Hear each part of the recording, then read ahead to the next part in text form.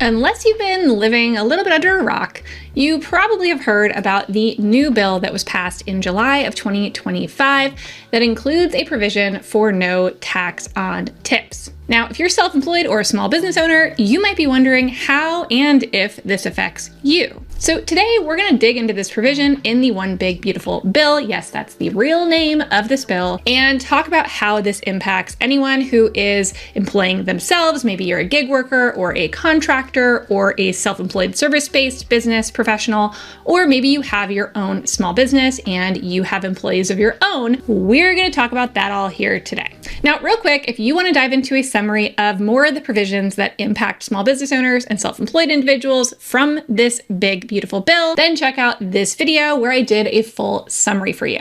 But here today, I specifically want to talk about this no tax on tips because this is the one that I've seen probably the most misinformation around floating out there in the business community. And whenever I see misinformation, I like to go directly back to the source. So I've linked below the actual text of the full bill. Yes, it is over 800 pages. No, you do not need to read it all.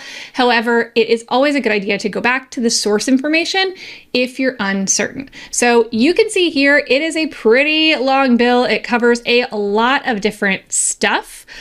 Some of it positive for business owners, some of it not so much, but it is a lot of different things that are covered within here. So you can take a look through. It's great bedtime reading if you so choose. But here we are. I finally found it. Let's go to section 70201, which is no tax on tips. In fact, most of this section might be interesting to you. This also talks about no tax on overtime, car loan interest, and these new Trump accounts that are coming out. I'm not going to talk about that in this video, but make sure to subscribe for future videos where I'll dive into it more. So everything we're going to talk about here today is coming from section 70201, so you can follow along if you'd like. So first of all, let's talk about what it is, and then we'll talk about who it's for.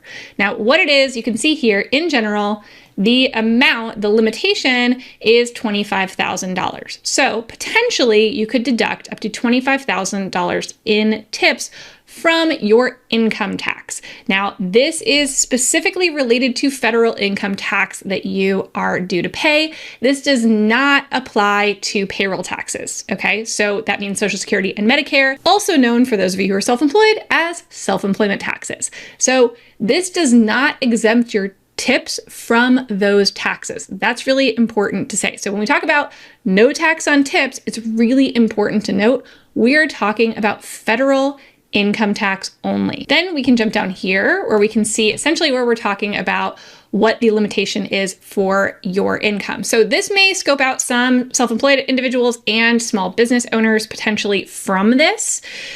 Because if you make more than $150,000 or married filing jointly of $300,000, this deduction will start to go away. Now that's for the tips that you personally receive.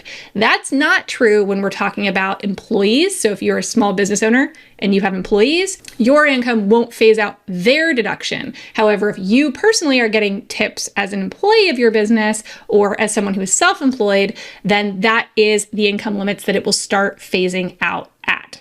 Okay, so what are qualified tips? Let's talk about that. For the purpose of this section, qualified tips means cash tips received by an individual in an occupation which customarily and regularly received tips on or before last year as provided by the secretary. Okay, a few things to note here. First of all, this may be something that is causing people to trip up. This is where I've seen a lot of misinformation. Some people think that cash tips means literal cash. They have to hand you bills and it can't be like a credit card receipt and that wouldn't count. That is not true. And how I can prove it's not true, and the reason that people are saying this is because they don't keep reading, right? It's always important to keep reading.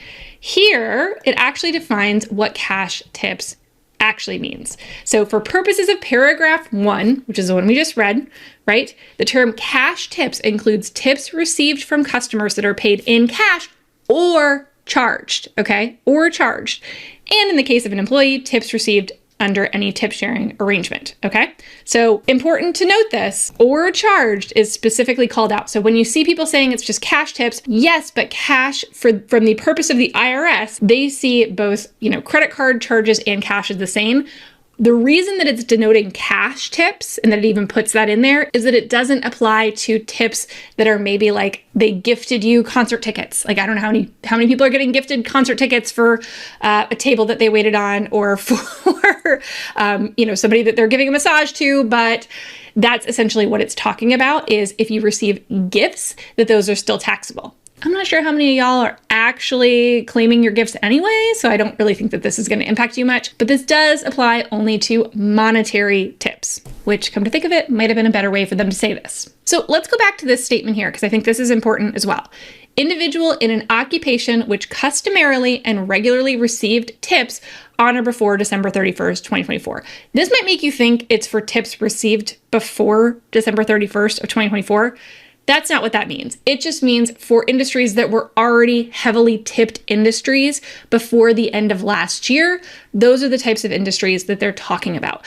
The reason that they're putting that in there is, my guess is that they know that by having this new law, a lot of industries are going to become more tipped industries, right? All of a sudden, everybody's going to be a tipped industry because they're going to want to take advantage of this no tax on tips. So that's what they're trying to prevent, to say, like, we can't make every industry a tipped industry. So we're going to look at the ones that were already that kind of industry before this bill passed. Now, there's a lot of ambiguity around that. So let's dig a little bit deeper into what they actually mean as far as what types of industries would actually qualify for this. So here's where you're going to find that. Application only to certain lines of business, right? Again, paragraph 1, which we've read earlier. In applying paragraph 1, there shall be taken into account only tips received from customers or clients in connection with the following services: the providing, delivering, or serving food or beverages for consumption, if the tipping of employees delivering or serving food or beverages by customers is customary, and providing any of these types of services: barbering or hair care, nail care, aesthetics, body and spa treatments. So basically personal care type of activities. Now, before you sigh and say, oh, I guess I don't qualify for this because you're not in food service or personal care industry, hang on a minute, because while it does say that, it was basically saying these are pretty much definitely going to qualify. So we're going to go ahead and put that in here. However, we know that there is more. So you can see if you come down to this paragraph H, it gives you more information about what's coming. So it says, published list of occupations traditionally receiving tips, no later than 90 days after the date of enactment of this act. So this would be about October 2nd.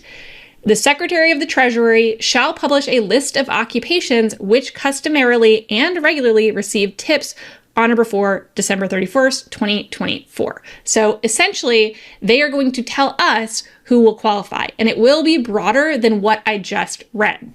Now, that list doesn't exist yet, but I'm curious to see what's going to come from it. I will say, in my experience, oftentimes when the IRS or the Treasury releases some guidance, it sometimes causes more questions than answers. So I fully am prepared for the whatabouts, because it's not going to include everything, but that's what I'm here for. So if you want to, make sure to subscribe to this channel, because when this comes out, I'll make sure to, I'm going to try to remember actually to put it on this actual video down below. If you're watching this after October 2nd and you don't see a list posted in the description down below, comment to remind me to come back here and do that, assuming that they meet their own deadlines, which we will see. But hopefully they'll have that list out by early October, because this does apply to this year. Some of the stuff in the One Big Beautiful Bill applies to 2026 and beyond. This provision, along with the overtime provision, does start this year, meaning tips that are being received this year could qualify for this tax deduction. Now, the big question that I know that you have, I'm self-employed, does this apply to me? Probably. Right? Again, if you fall into these categories, the categories that they're going to come out with, right? But let's just say you're already safely in one of these categories. Maybe you are a esthetician and you have your own salon suite that you work out of and you charge customers and all those things, and they customarily will tip you above and beyond your normal pay for services. Then yes, this would apply to you. Now, again, it's only going to get you out of income taxes and not self-employment taxes, but that's better than nothing. And of course, the other thing that could trip you up is that gross income limit. So again, if your income, and remember, when it's talking about this from a self-employed standpoint, your income is your profit. It's not the total amount of revenue that you take in. So you can deduct your expenses in coming up with your profit when figuring out if your total taxable income exceeds that $150,000 or $300,000 married filing jointly. And remember, they're going to add up all your different income sources. So that's how they're going to determine that. So you can take a look at your old tax return and see what your taxable income was to get an idea of whether or not this is something that would apply to you or if you would be phased out of it. However, it's likely that unless you're a super high earner, you're probably going to get some benefit from this. So what does that mean for you? That means you need to get really good at documentation. You may not actually be documenting in your system what was an actual, fee for service versus the tip that they gave you on top of it, right? So if that's all lumped together, let's say in your accounting system, it's going to make it a lot harder in order to see what your deduction will be. So what I would suggest for right now is just making sure that you have it set up where you can see tips separately from the base amount charged to customers. And as long as you can pull that out of your accounting system or your point of sale system, then you should have what you need come tax time. Now, let's say you're a 1099 contractor. Is this going to apply?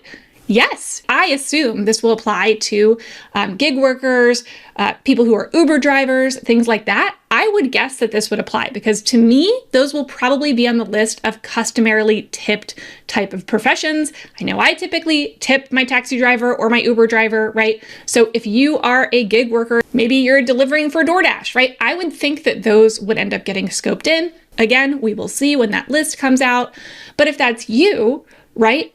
You are going to want to make sure that you are capturing those things separately as well. And my hope is that they will add a box on the 1099s that you get, that it will show tips separately, right? That will make it a lot easier. Right now, it all is combined into box 1 on your 1099 neck.